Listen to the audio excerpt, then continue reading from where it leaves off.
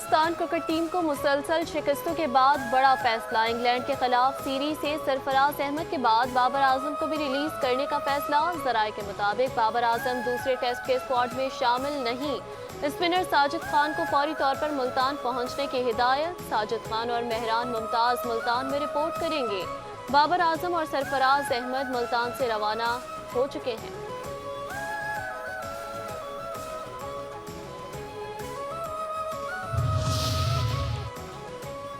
Chairman P C B Mohsin Naqvi کی زیر صدارت سلیکشن کمیٹی اور مینٹورز کا مشترکہ اجلاس۔ چیئرمین پی سی بی اور مینٹورز کا نئے کھلاڑیوں کی کارکردگی جانچنے کا عمل مکمل کرنے پر اتفاق۔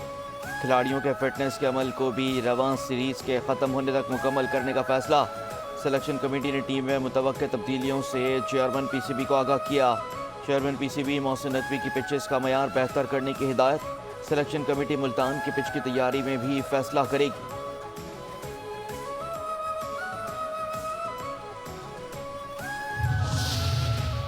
مجوزہ آئینی ترامیم پر متحدہ کو اعتماد میں لینے کے لیے نون لیگ کے وفد کی متحدہ کے رہنماؤں سے بہادر آباد میں ملاقات۔ نون لیگ کے وفد میں وفاقی وزیر احسن اقبال، رانا ثناءاللہ اور وفاقی وزیر قانون آصف نذیر تارڑ شامل۔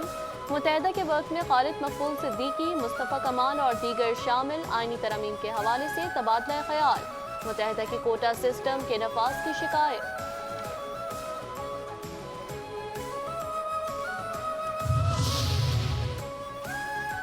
کراچی میں آج سے 17 اکتوبر تک دفعہ 144 نافذ۔ کسی بھی قسم کے جلوس، ریلی اور 5 افراد کے جمع ہونے پر پابندی عائد۔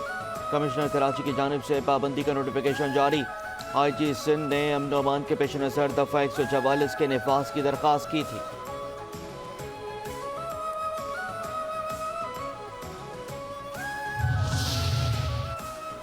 کراچی میں دفعہ 144 کے نفاذ پر عمل درآمد کے لیے ٹول پلازہ، شارع فیصل اور ریڈ زون کی اہم شاہراہوں پر پولیس کی بھاری نفری تعینات۔ مذہبی جماعت کی ریلی کے اعلان کے بعد ریڈ زون کی اہم شاہراہیں بند، سڑکوں پر واٹر ٹینکر لگا دیے گئے، ٹریفک کو متبادل راستے سے موڑا جا رہا ہے۔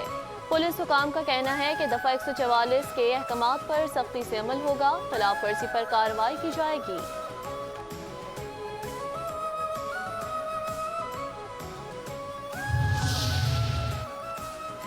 پاکستان شنگھائی تعاون تنظیم کے سربراہی اجلاس کی میزبانی کے لیے تیار۔ وزیر اعظم شہباز شریف کا انتظامات کا جائزہ لینے کے لیے جناح کنونشن سینٹر کا دورہ۔ وزیر اعظم کو چیئرمین سی ڈی اے اور وزارت خارجہ کے حکام کی بریفنگ۔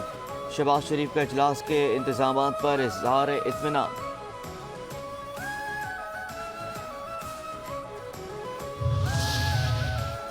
وزیر اعظم شہباز شریف شنگھائی تعاون تنظیم کے سربراہی اجلاس کی صدارت کریں گے۔ ترجمان دفتر خارجہ کے مطابق اجلاس میں چین، روس، بیلاروس، قازقستان، کرغزستان، تاجکستان اور ازبکستان کے وزرائے اعظم شریک ہوں گے۔ ایران کے اول نائب صدر اور بھارت کے وزیر خارجہ بھی کانفرنس میں شرکت کریں گے۔ وزیر اعظم شہباز شریف سائیڈ لائنز پر مختلف عالمی رہنماؤں سے ملاقاتیں بھی کریں گے۔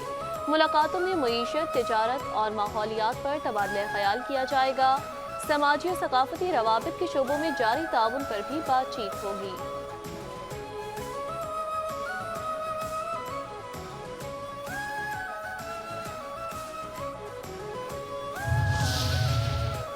چینی وزیر اعظم کل پاکستان پہنچیں گے۔ وفاقی وزیر اطلاعات عطا تارڑ کی پریس کانفرنس۔ کہتے ہیں کہ چینی وزیر اعظم کا دورہ پاکستان گیم چینجر ثابت ہوگا۔ پاکستان شنگھائی تعاون تنظیم کے اجلاس کی میزبانی کرنے جا رہا ہے۔ معیشت اور خارجہ پالیسی زبردست طریقے سے آگے بڑھ رہی ہے۔ مہنگائی کم ہو کر 6.9% پر آ گئی ہے۔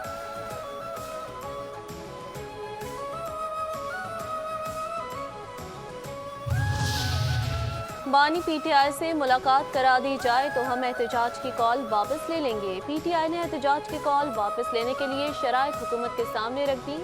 شیخ وقاص اکرم کہتے ہیں 15 اکتوبر کو احتجاج کے لیے پارٹی کے 95% ارکان متفق ہیں۔ حتمی فیصلہ پولیٹیکل کمیٹی کا ہوگا۔ ترجمان تحریک انصاف نے پارٹی میں پھوٹ پڑنے کے الزام کو بھی مسترد کر دیا۔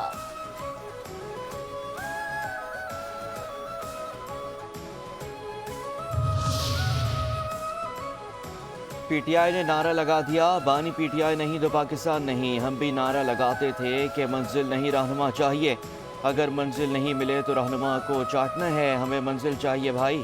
مصطفیٰ کمال کی پریس کانفرنس، کہتے ہیں کہ سیاست سے اختلاف نہیں، احتجاج سیاست کا حصہ ہے۔ ہماری سیاست اور شکایت ملک کے وقار اور سالمیت سے اوپر نہیں ہے۔ پی ٹی آئی کا 15 اکتوبر کے احتجاج کا اعلان ملک کے مفاد میں نہیں ہے۔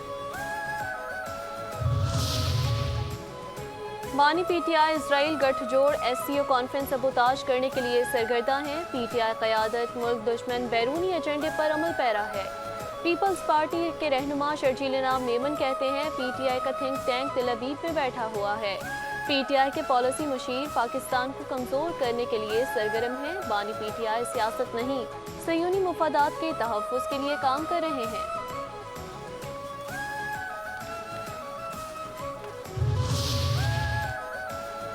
پی ٹی آئی کارکنان کی گرفتاری، چھاپے اور کریک ڈاؤن بند کرنے کا مطالبہ۔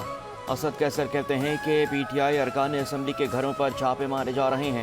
متعدد کارکنان کو حراست میں لیا جا چکا۔ آئینی ترمیم منظور کرانے کے لیے ہمارے اراکین قومی اسمبلی کو 20 کروڑ روپے کی پیشکش کی گئی۔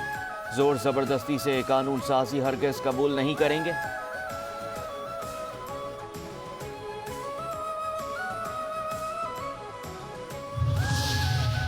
ملک کی موجودہ سیاسی صورتحال پر حافظ نعیم الرحمان نے جماعت اسلامی ارکان کا ملک گیر اجلاس طلب کر لیا۔ ترجمان کے مطابق آج حافظ نعیم الرحمان جماعت اسلامی کے 46,000 ارکان سے خطاب کریں گے۔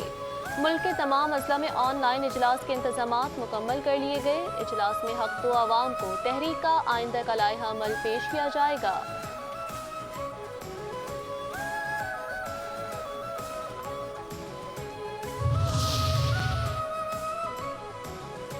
آئینی عدالت کے قیام سے صوبوں کی یکساں نمائندگی ممکن ہوگی۔ وزیر اعلیٰ بلوچستان سرفراز بگٹی کا آئینی عدالت کی تجویز پیش کرنے پر بلاول بھٹو زرداری کو خراج تحسین۔